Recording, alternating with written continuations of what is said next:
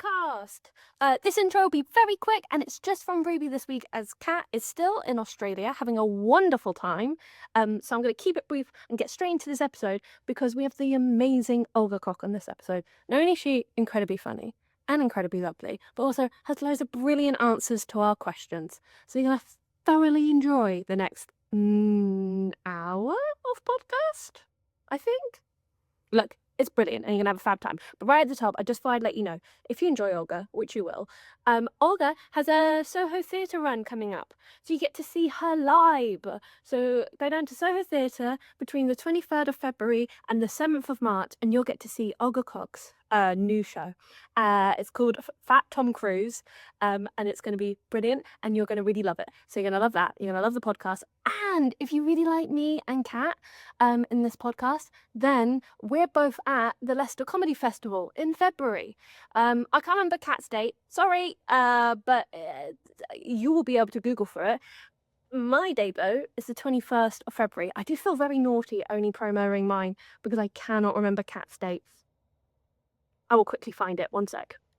And Kat Higgins' show is on the 12th of February. Ha-ha! So, that's the admin out the way. So enjoy the episode. Kat, we were just talking about your interest in smut.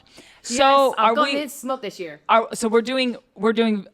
We're reading. We're not listening. Books that the girls on TikTok are recommending. Wait, are you doing the one with the snake people where they all 69 each other in a human centipede? See, I feel like I've become aware of the levels. So on TikTok, they'll often put a chili pepper when they're recommending books. Yeah. So you're doing deep kissing books. I feel like, we're just skimming past. Have you read this snake book? No, but I'm obsessed with women telling me about the book. Because imagine essentially there's some sort of they're like snake people. I don't know the lore, and I'm so sorry if I'm offending any fantasy fans here. People. But they're like snake people. I don't know, but and so they, I guess, have rituals around this big fire pit. And imagine a human centipede, but instead of eating each other's asses, it's just 69ing. So it's your genitals are on someone's face. But then your face is on someone else's genitals.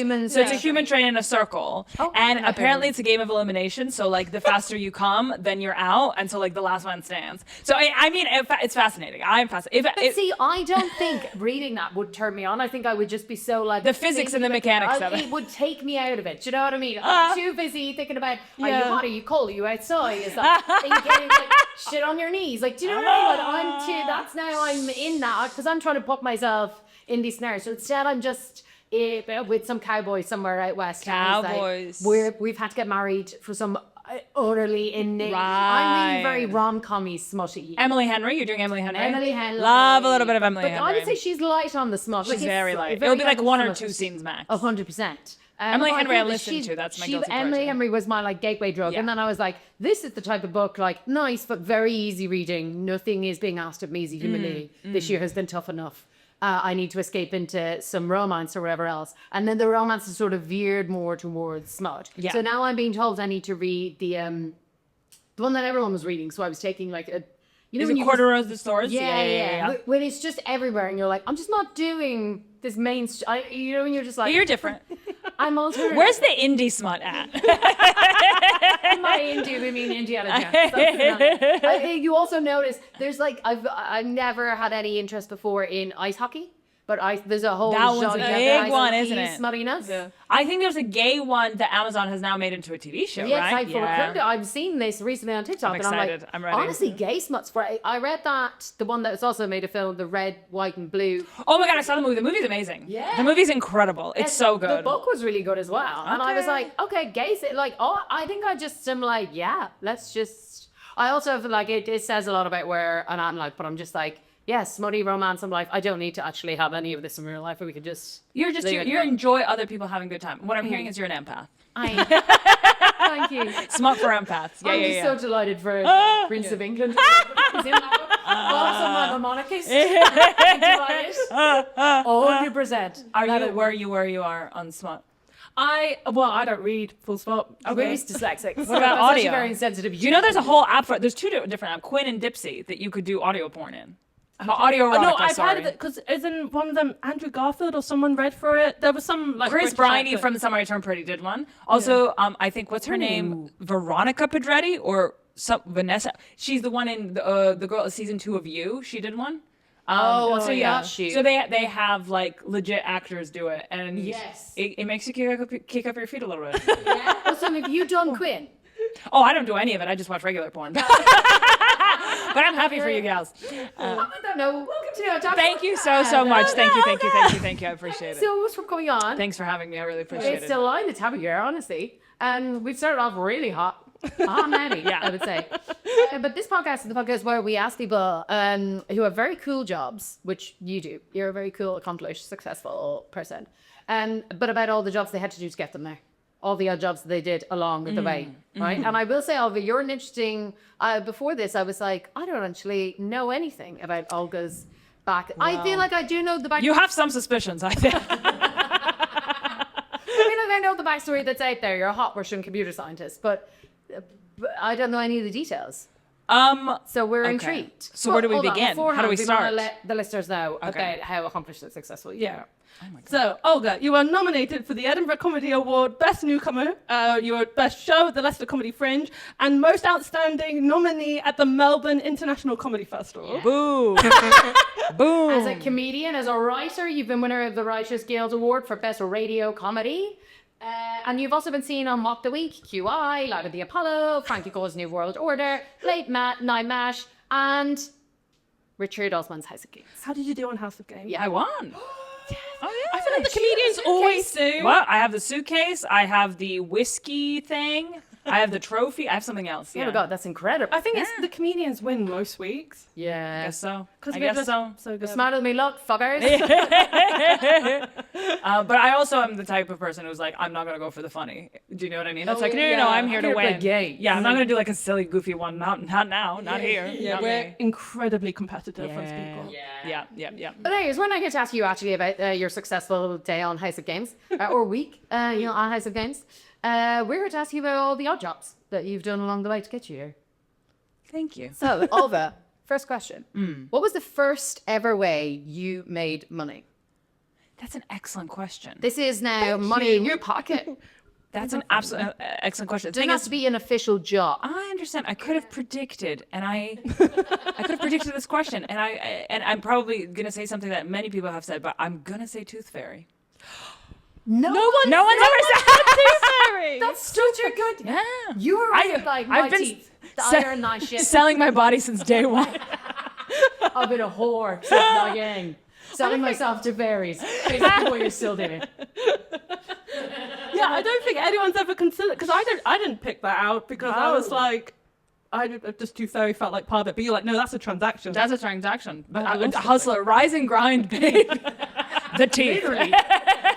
How much did you get? Yeah. Because everyone gets variants. Everyone have very of different tooth fairies in different economic, what do you call it? brackets. Yeah. Okay, so I would have assumed it would be somewhere between 50 and 100 rubles. Okay, sorry, yeah.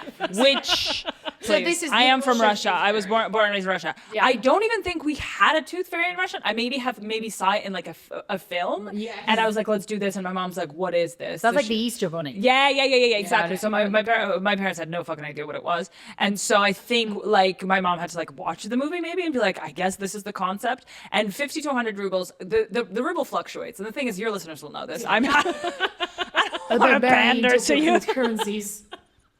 It's very much our demo. So at the time, I want to say 30 rubles was maybe $1.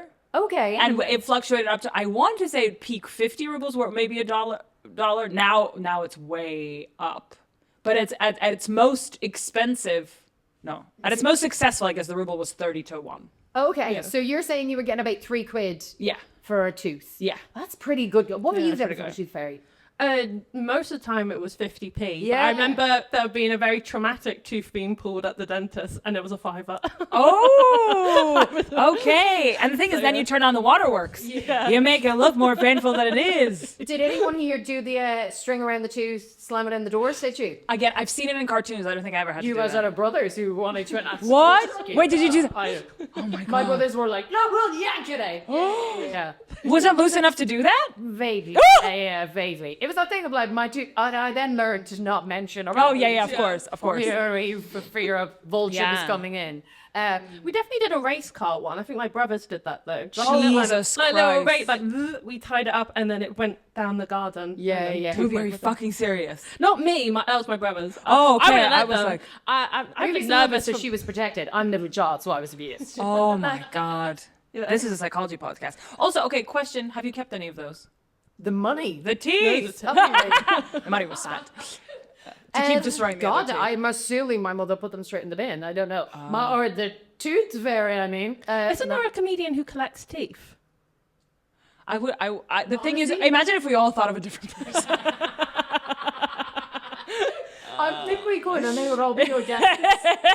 I don't think. I feel like I have seen this in a show somewhere, but it's not real. I for some reason want to say like John Luke Roberts or one of our No, trying I to think Oasis done something. I think it's a John lady. Luke Roberts is the Tooth Fairy. He does a character in a show. Okay, yeah, that makes where sense. He That is makes the Tooth sense. Fairy. Yeah. Yeah. But I don't know that he has real teeth. No, it's a lady comedian, and I remember someone telling me lady. that they had their tooth come out. Like they're like, oh, I had a dentist appointment. And they took a tooth Yeah. out, and then the comedian that they were on the lineup with was like, "Can I have it?" So I've heard this. Okay, please write in. Write in. Yeah, let us know of all the shit when they get asked backstage in green rooms. This is so I have true. your teeth. I think a new one, honestly. At least it's above the neck.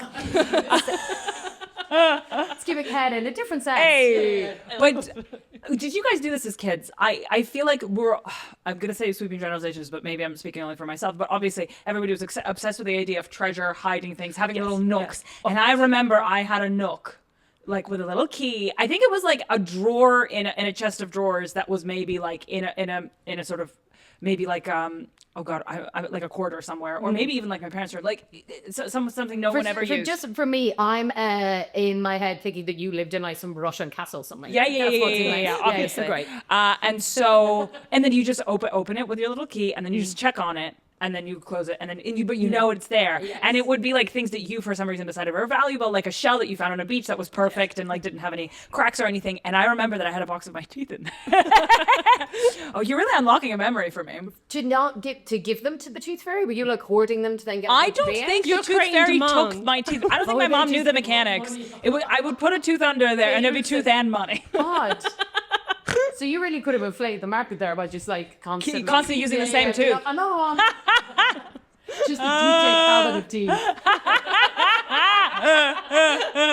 Another one. Yeah. Nice. So yeah, first earnings. Okay, so you're marking tooth fairy as earnings. I like this like immediate commerce approach to anything to do with. She's the first girl boss. Yeah. A woman in business. Right, afford it. Olga invented feminist.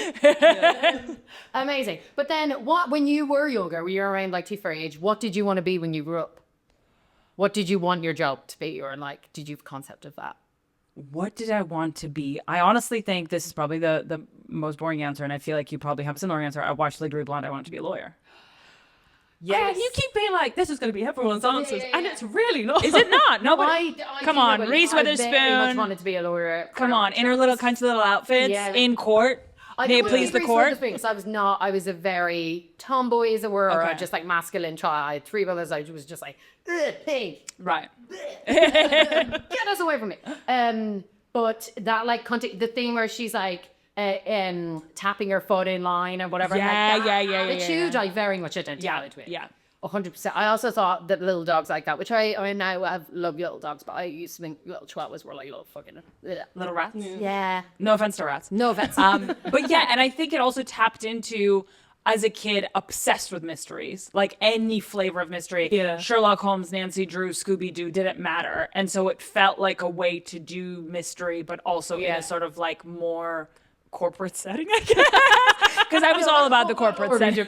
You wanted a pencil skirt while Yeah, you're yeah, solving yeah. mysteries.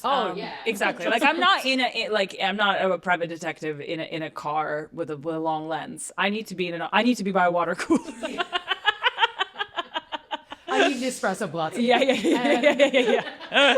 No, I definitely went through a lawyer phase. Did you try and solve any mysteries growing up? Or Yeah. did you- I had okay, this is really unlocking some memories for me. I think my mom also loved We mysteries. should provide emotional support.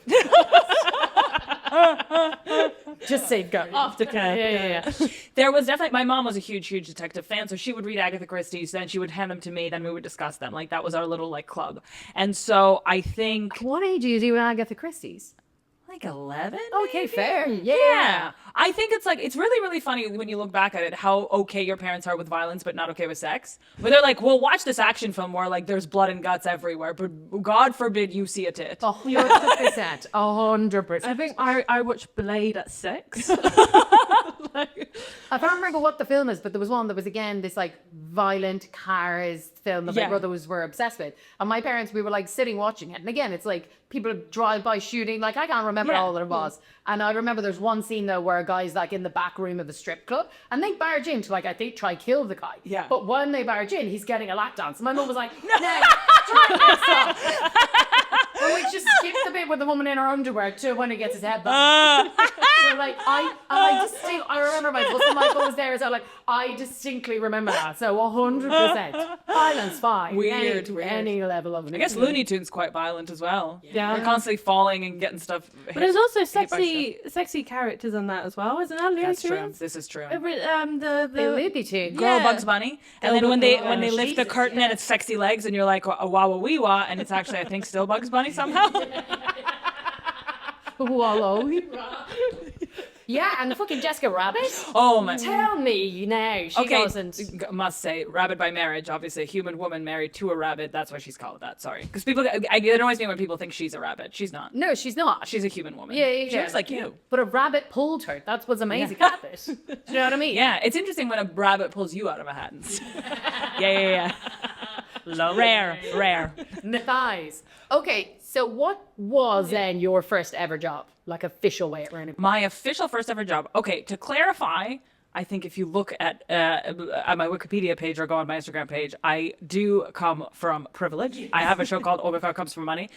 So I feel like I sort of skipped the teen job Well, section you were of in my boarding life. school. I was also in boarding school. I don't think it would have been possible for me to work. Yeah. And I had no more teeth to sell. So, Shit out of lump.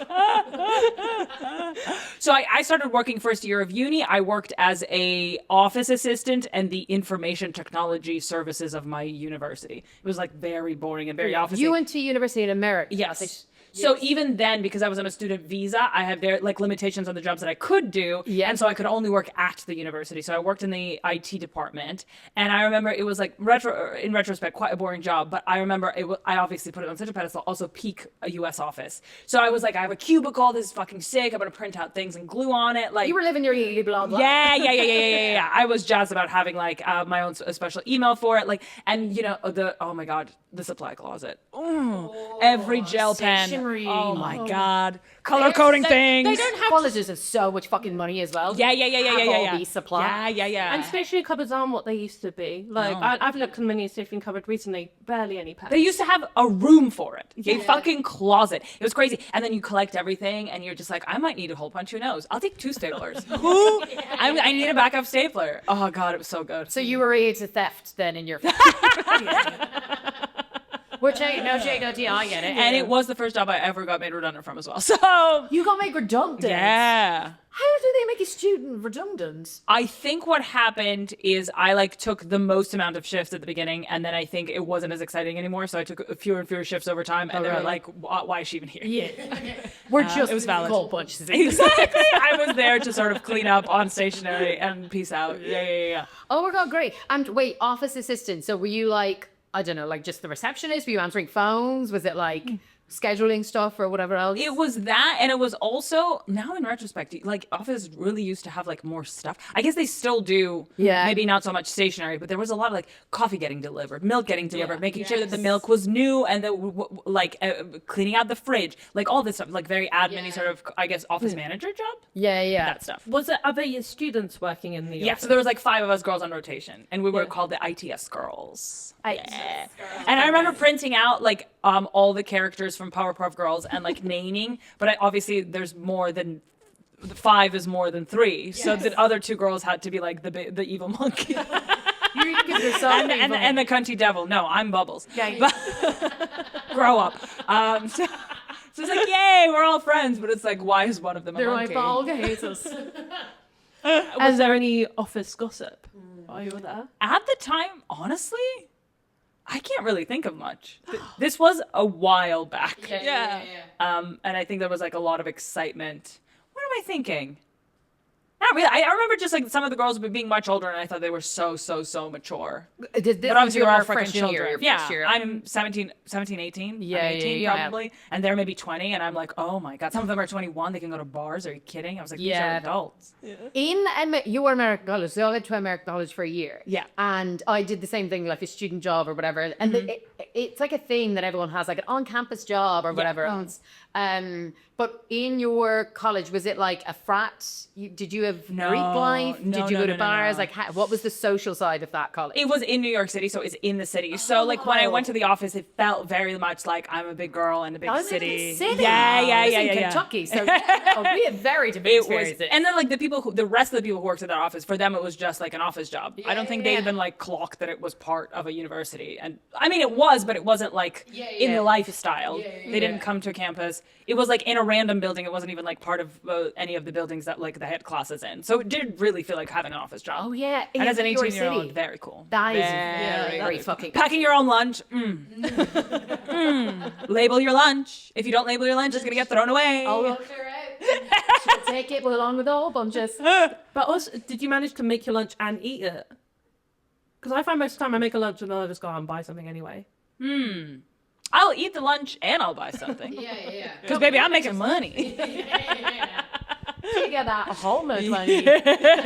I'm selling hole punches on the DL. Yeah. You know, there's people on the streets in New York who are like selling shit just on blankets. Yeah. Oh, because just like, I've got whole bunches. Yeah. Who needs them? So how long were you doing that then for? I think I did it maybe for a year, and then starting with my second year of uni, I started doing internships instead. Okay, yeah. Because that was in that like weird gray area where at the time, I think like maybe last summer of my university career, there was that like uproar that interns aren't being paid. Why aren't you paying interns? Yeah. But I think if I were to get paid, that would be like visa wise more complicated. So I did all of them for free for credit. So they would be like registered as classes, if that makes sense. Yeah. And where of the internships, you were doing computer science? Yes, I was doing computer science at university. She's hot and smart, guys. And also she can convert Russian rubles into I mean, the 90s conversion. Yeah, I was in the 98 conversion rate. That's my most current conversion rate. So I did a bunch of internships, which I don't know if fall under odd jobs, but 100% internship. But they are still on my CV, which is so embarrassing. I'm 33, and every now and then, So that's the thing that should go off your CV. Then I will apply to like 40 jobs just for fun, and I look at my CV and I'm like, oh my god, there's so many internships on this thing. This is so humiliating. No, I feel like people, especially like, who were you? Were you doing internships for like, I don't know, big tech? Yeah, I did. I mean, I did intern for cool companies. I worked for Warner Music. I worked for YouTube. Then I worked for Beggars, which is a music label. That is Beggars Group. poorly named. Poorly named. It is what it is. Poorly But they named. own like Rough Trade and 4AD and stuff. And then I also worked for MoMA, which is Museum of Modern Art. So they were cool. Yes, don't take those off your CV. They're amazing. But You also, should put them on the comments. Breaks. but also, if you look at the responsibilities, they'd be like, Yeah. I remember for MoMA, my entire job, shout out to MoMA, was checking their Facebook DMs, and there's some crazy people in the Facebook DMs. For some reason, they were like obsessed with keeping the inbox clean for Facebook DMs, and it was all literally like random dudes taking screenshots of their art or like photos of their art on their phone, and being like, "Do you want this?" And I had like a stock response, and like, this is what we say, and then that like, this is what we say if they follow up. It's like a whole thing. Was there any that caught your eye? I have discovered a lot of artists. I told them all that, yeah, sure, they just need to send it in. Can you imagine? Yeah, great. The post one day is just like full of fucking tubes, and they're like, "What the fuck is this?" Olga said we could send it.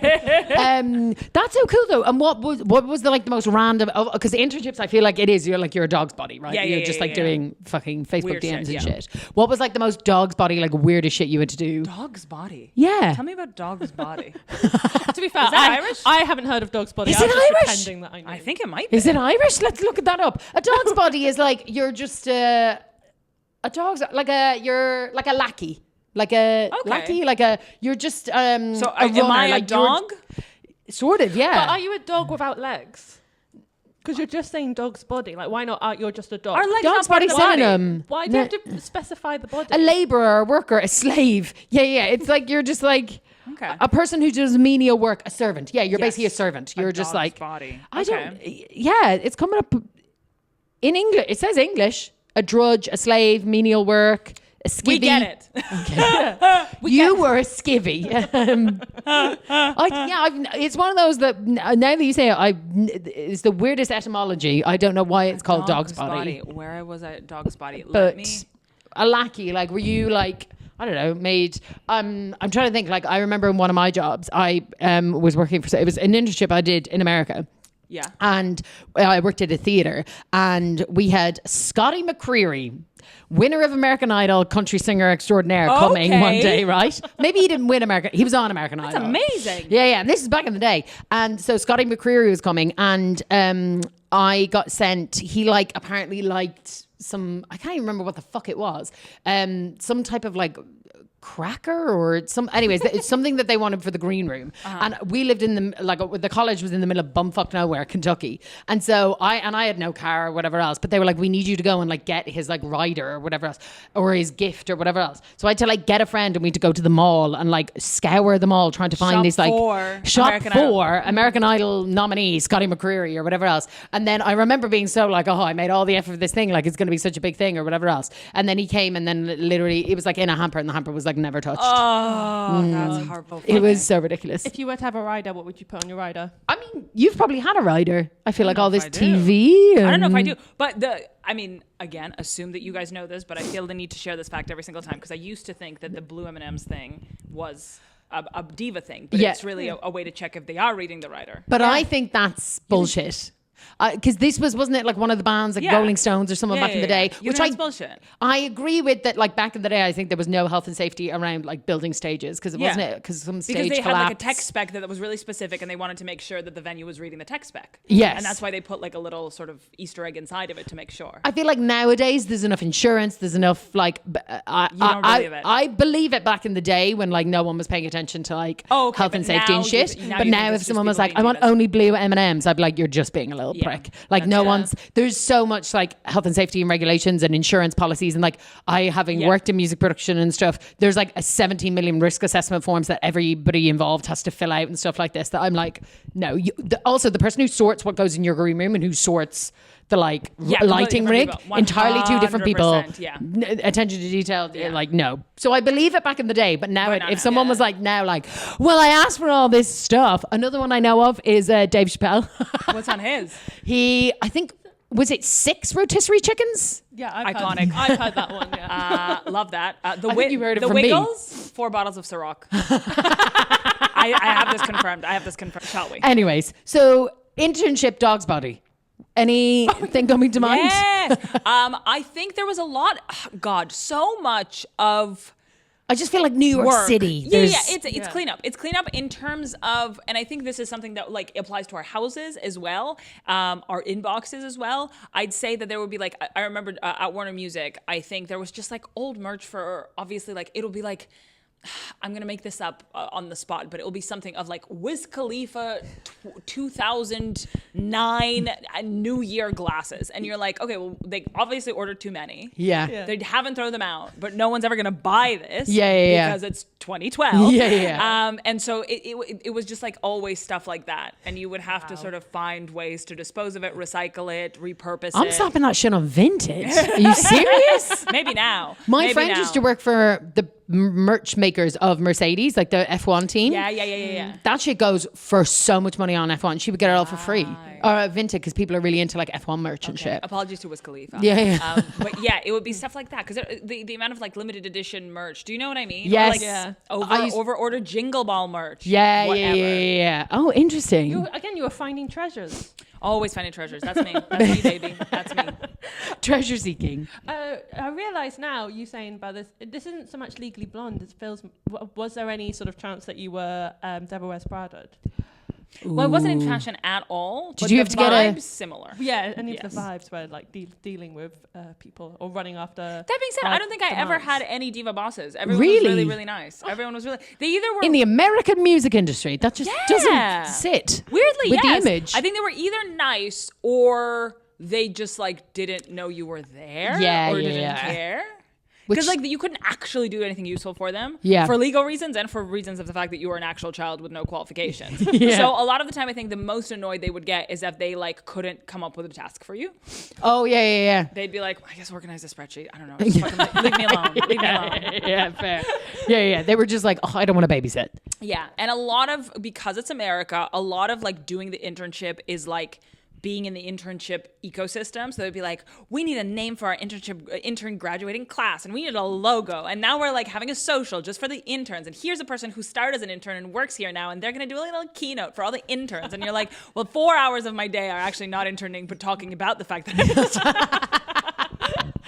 Oh my god. and I worked at YouTube the summer the internship came out, and obviously YouTube is part of Google, so it was like we were like constantly rolled out on like free screenings. Do you remember? Because it was the internship. It was about Vince Vaughn and Owen Wilson having internships at Google. When you were like, the internship came out, I was like, I didn't know it was a big thing. The film. Oh, and it was about them having internships at Google, and I was spinny hats. Yes, and I was an intern at Google that summer. No way. Yeah. You were basically a celeb.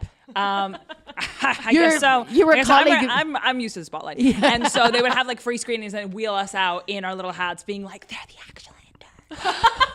It's like when when they do a biopic and they will like roll out the celeb like that's actual Johnny Cash. Yeah, and you're like, that was not a true to form then casting, was it really? I look nothing like Vince Vaughn. Wilson, I think you could do. I think you could go. Oh wow. What era of YouTube was it that you were there at YouTube?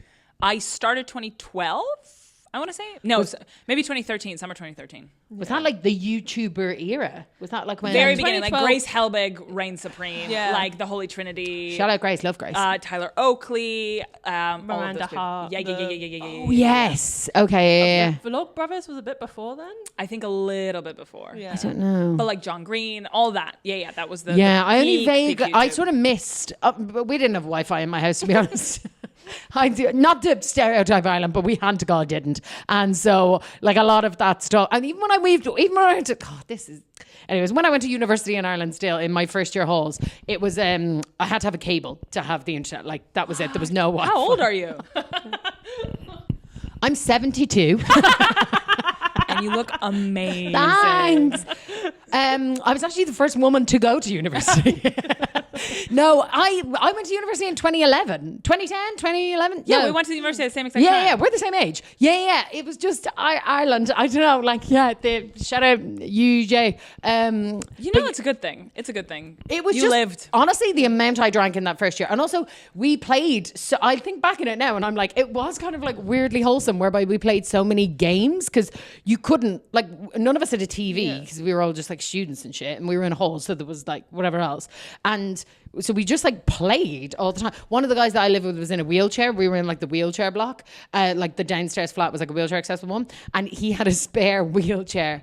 And we used to play a game. And it was like we used to drag race and race each other. So like we'd get Will ahead of his wheelchair. And then we'd drag race up and down the road to see like who was faster at wheeling. And then we also used to do a thing where we'd like a phone, like an intercom. And we pull the phone cord across the hall and do like a limbo under it on the wheelchair though, and see how like much you could angle yourself back without tipping over. That sounds incredible. It was so much fun. Not a cell phone in sight.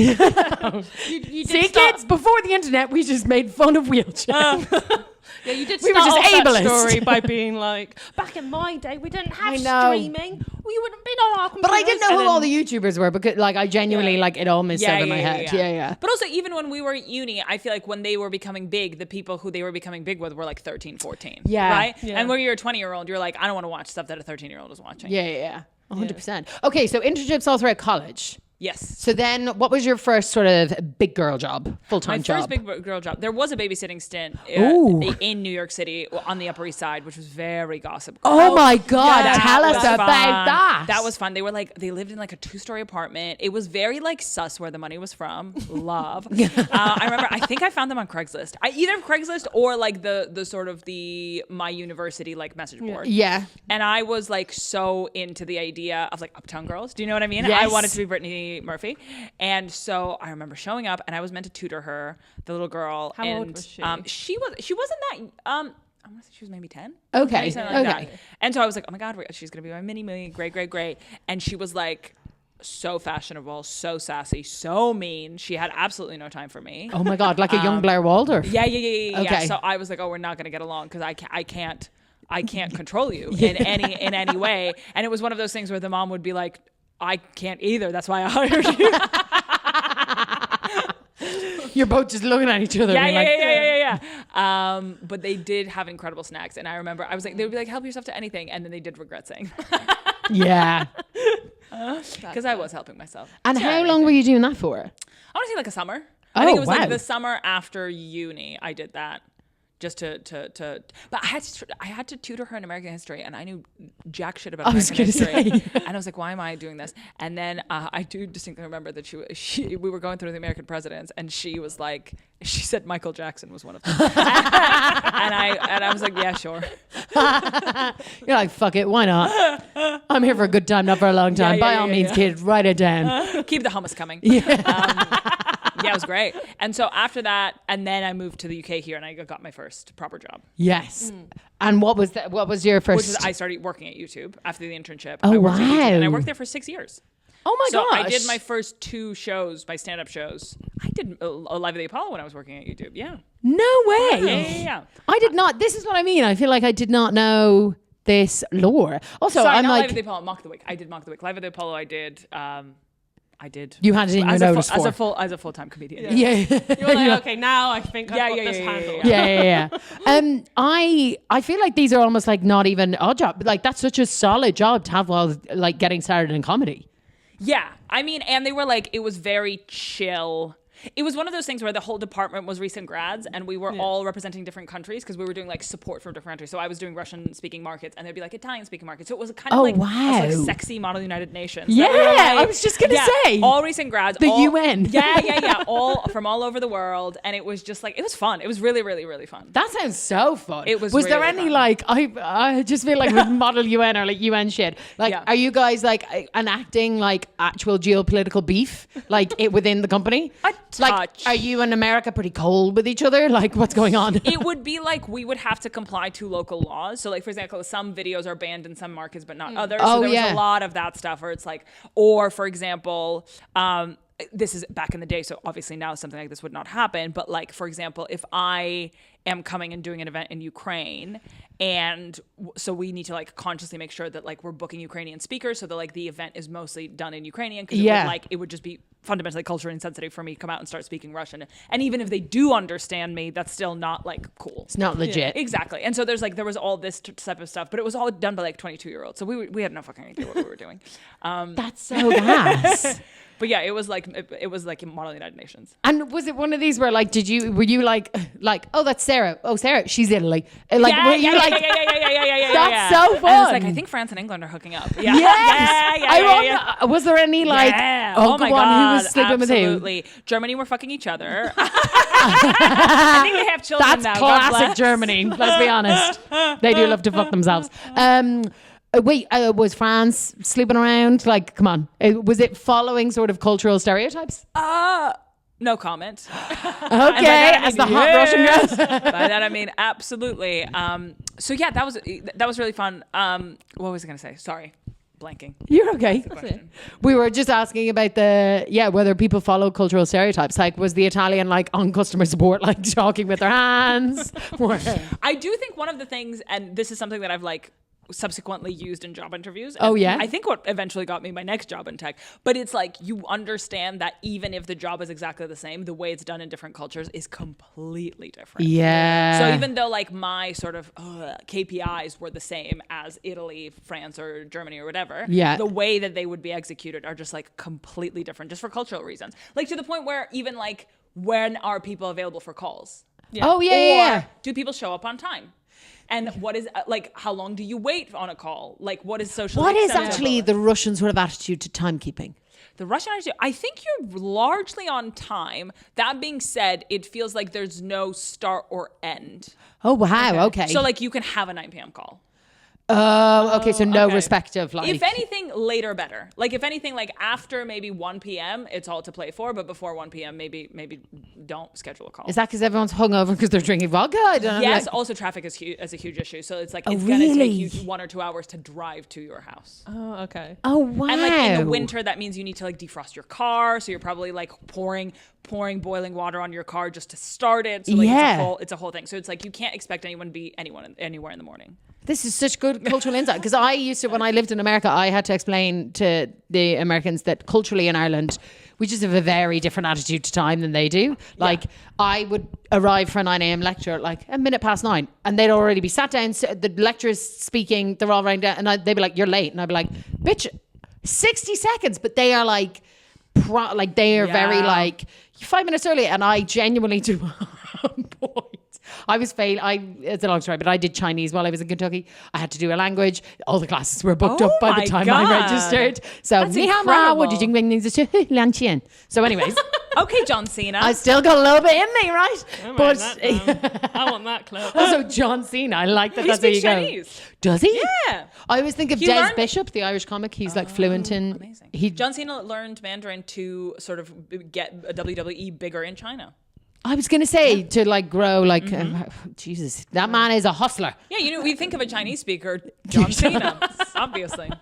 Who Or else? an Irish girl in the midst of Kentucky just having to fulfill requirements. So I was failing Chinese, as you can imagine. And basically the guy was like, oh, you're good to have in the class though, because I'm trying to explain to these like Kentucky fucking and Ohio and like whatever else, Iowa kids who've never left America, like how culturally different, like they think American culture is like homogenous with the world. Yeah. So he's like, I'm really trying to explain, there's no point in them learning the language unless we like learn how the culture changes and is different and stuff. But they then were like, it was almost too far removed. So he was like, you speak, he was this really great professor who I fancied so much. And he spoke like fluent Italian and like fluent Chinese and fluent like whatever else. He was like, you speak some Irish, right? And I was like, yeah. And he was like, okay, why don't we get you to do, he was like, on Fridays, he was like, you get 15 minutes, you teach like an Irish saying or phrase in Irish and explain like how that relates to your community and culture. Because I think they're all white Americans, so they'll identify with the, like, and Americans famously obsessed with America. This is it. He was like, they'll identify with that, and then he was like, I can then always draw a correlation to China that's to try and help them like just basically broaden their minds. So I would like get up and be like, in Ireland we have a very different approach to time. And like mean it. And then I was like, when I'm late, it's not me being insulting.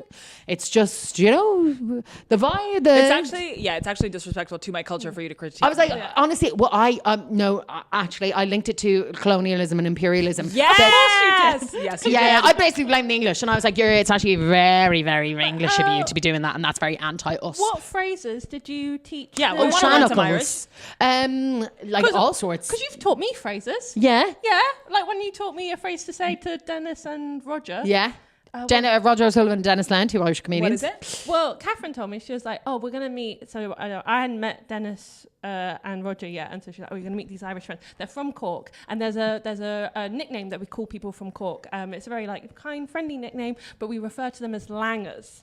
Right, and so when you see them, go up and say hello and call them langers. Is it and an I was insult? Like, cool. It's an And insult. it's an insult. It's an insult. And I didn't know this. I went up. Ruby's so gullible. I went up and I was like, oh, hello. langers, and they're both like, what? I was like, What does that mean? It was also because the way you said it, like maybe like a langer, like I don't know, a langer is just a fucking Aegis, like you fucking langer, like whatever else. And But do you even have to be from Cork? No. It's just kind of from Munster, like the province. That general langer is like Cork, Kerry, Limerick, maybe whatever else. And I just don't like people from Cork because they think they're the best, and they do. Roy Keane is from Cork, and he's friendly. By the way of Cork people. So me and Cork have this ongoing beef. Is Neil? Neil is from Cork. From Cork. And you see immediately I said I like that they're Neil. up themselves. Yeah, but No. yeah. No, that's not why I brought up Neil. I brought She him. thought of you immediately, Neil. I saw Neil 2 days ago. Yeah, Neil knows about my beef with Cork. It's 100% I fine. brought up Neil because I remember in his material he refers to Cork. Cork. Yeah, And because the they Butter love it. They're Museum? obsessed Yeah, the Butter with Cork. Museum. Yeah. This is the Butter Museum. They're upset. People from Cork are obsessed with Cork and they think it's the greatest place on the planet Earth. I have a joke where I'm like, Cork is in the south of Ireland, and I was like, which is weird, it's the southernmost part of Ireland because people from Cork think it's the centre of the fucking universe. Oh, that's good. That's really, really And good. Does that's that true. absolutely kill it in Ireland? Oh, smashes. But anyways, an Irish phrase. So we've these thing called shanachals, which just translates to like an old phrase, but like whatever else. So things like Níl ein tintain mar de tintain féin, which means like there's no fireplace like your own fireplace. Aww. There's no place like home. Yeah. Then there's like Níl nearca cur le céile, which is like there's strength in togetherness, kind of like we're stronger together. So it's like a community. So I would like be like, oh, Ireland's very based on community and looking after one another and whatever else. And then we've got some like fucking weird ones, like Tomajar Munamika, which literally means we're on the pig's back. But it generally, I think, and again, I made this all up. Like, I made this all up. People in Kentucky are like literally saying this like it's Bible. I would say like, oh, we're sucking diesel. Like, you know, have you heard that Irish phrase? Like, we're sucking diesel now. Like, geez, we're sucking diesel. It's when you're trying to siphon diesel out of an engine. So you put a pipe in it, like a hose in it, and you suck it. And then once there's actual diesel, we're flowing now or whatever else. Oh, now we're cooking with gas. Yeah, exactly. Now we're cooking with gas. Now we're sucking diesel. Tomajar Munamika is kind of like the pig's back. I think is the thing of like that pig's back is like bacon or whatever else. So like, we're on the pig's back. Like we're the best. We're on the best bit now. Whatever else. So yeah, all these. But I stood up and like linked it to like culture and like colonialism. Basically, everything was like, and that's the fucking English's fault. So yeah, And that was like what I that. did in I Kentucky. like that a lot. But I love that you did like an actual UN in work. Yeah. I don't know how this is not odd jobs because this is very into comedy, but at Yeah. the moment it's like loads of comedians are trying to like breach into comedy into YouTube because it's like got the best paying a platform and it's for long form and it's doing really well. Has any of that job helped you out with comedy? Absolutely stuff? not. No. Nothing at all. You've got no- I retained no information. I retained no information. If anything, I'm actively worse at it because I have this a delusion that I know the platform better than everybody else. Yes, even though it's Absolutely not. entirely reinvented itself probably a million times. I mean, the algorithm would change daily, so any of my knowledge is like 10 years old and completely useless. Yeah. 100%. Like, have you tried doing the ice bucket challenge? To boost views? I've heard putting tits in the thumbnail really helps. Yeah. 100%. Thumbnails. Oh my God, yeah. Yeah. What a vibe. And so then you went from like tech into comedy. So I was doing comedy, I want to say maybe like right away. So like I started doing comedy as soon as I got this job because it was a way to meet people in London as well because I was brand new. I was going to say, is that what got you into, you were just like, I'm going to try. I was doing sketch at uni. Then I came here, didn't know anyone, thought I'd do some stand-up, meet some people, start a sketch team, and we'll be back at it. But then I as many stand-ups, tried to be on stage alone, was like, oh, I'm never sharing the stage again. Oh, this is just for me now. So then I met all my friends, like, I mean, I always tell this, but it's like I did the Soho Theatre Young Company course, and on the first day I met Chloe, Huge, and Sam Lake. Sam Lake, and yeah. I was like, and we've been best friends ever since. So it was like, I feel like your friendship is like this like iconic thing in comedy where we're like, they all met right out the gate and then all became so good and successful. I mean, it's self-mythologizing for most of it. And every time we forget, we'll post a picture of the four of us. Yeah. Every now and again, I'm like, there they are. And they were like kind of also some of my first friends in London. Yeah. And so it all went hand in hand. Like I started this new job, was getting some friends there, but also I wanted to do stuff outside, started doing comedy, and I've been doing comedy since I moved here, essentially after uni. Amazing. Thank you. That's so great. Thank you so much. Okay. One last question. What do you think is the oddest comedy job you've done? Like, because I feel like I do like asking about the jobs beforehand, but comedy will send you to some weird fucking places doing some weird fucking shit. Boy. Well, I did my fair share of corporates. I'd say some of the scariest corporates. The scariest corporate I ever did was a COVID corporate where they had me perform comedy in a completely empty conference room to a camera where everybody else was muted, but like I was performing it on Zoom. So it was just like, imagine if I was here, but there was like a long table and no one. Oh my God. And I had no feedback at all whatsoever. They didn't have their like mics on. Oh my God. So you're also like, they could just have this muted and not even be listening. 100%. Jesus I had Christ. no understanding. Comedy to a vacuum. Yeah. In a corporate set. At least if you were on stage with a mic in your hand, it might feel a little bit like, I'm rehearsing. Yeah. But you were just you sat down? No. I was standing. It was like I was giving a keynote or a presentation to ghosts, to a ghost conference. It was like if you looked through the obviously glass walls, you would think, oh, that woman is talking to herself. That woman has gone mad. I will say one person who's going to listen to this podcast will be my dad. And my dad also, I remember he hired you for I had a nervous breakdown on that one.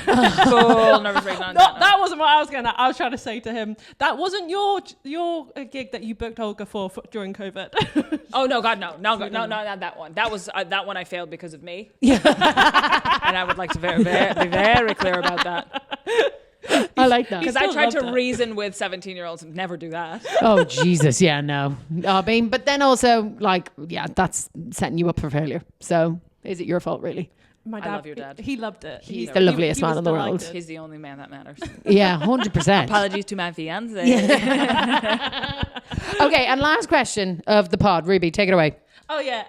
So in hindsight, what is the job you learned most from or has been the most useful to you? Oh my God, that's so hard. And this can be like a life lesson, or it can be like, I learned how to make a really good coffee at that internship, or I learned the best hummus that New York City has to offer. Or the Wiz Khalifa mug actually went for loads of money on vintage. Yeah. Okay, this is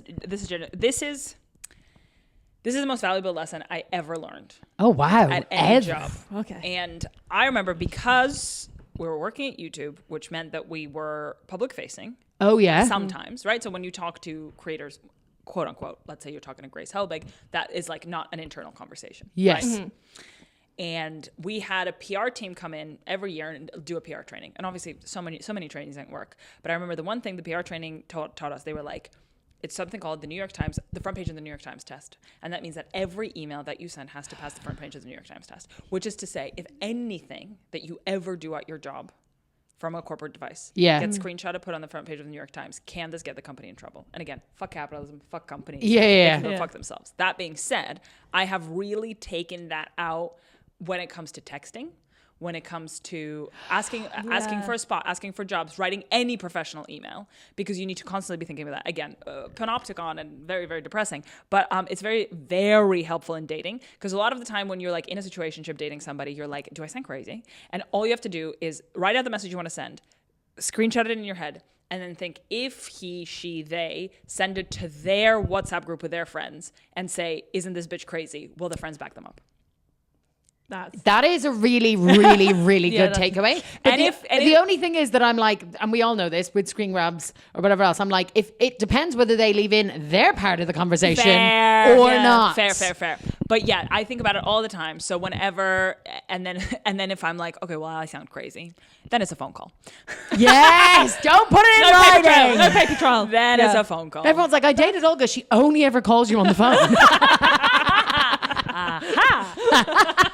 Front page of the New York Times. That's test. such a good takeaway. I do when I talk about this in my new show now. But when I have intrusive thoughts, I imagine them as a BBC News report to be like, woman dies because she didn't wash her hands before putting in her Invisalign. No, that doesn't sound right. Okay. And then I know I it's like fine. that. I like but that a lot. Imagining the email on the front page being like, no, actually, that's fine. It's okay. This is so interesting to me as the person who was literally never had a filter in my life. And I hope you never do. And so I'm like, oh my God, you think about things before you send them. Like imagine if whatever you said on this podcast was on the cover of the Cork Daily News. I would gladly continue as I have and even get worse. Olga Koch, thank you so much for coming on the Odd Jobs podcast. Much for having me. It's been a pleasure to have you. It's been such fun. Thanks. Bye. Sorry. I hope you enjoyed this week's episode. I know I did while I was editing. I think it's fantastic. Just as a reminder, you can go see Olga at Soho Theatre at the end of February to the beginning of March, and you can see me and Kat at the Leicester Festival if you're nearby. The 12th of February for Kat and the 21st of February for Ruby. Okay, we'll see you next week. We love you. Bye.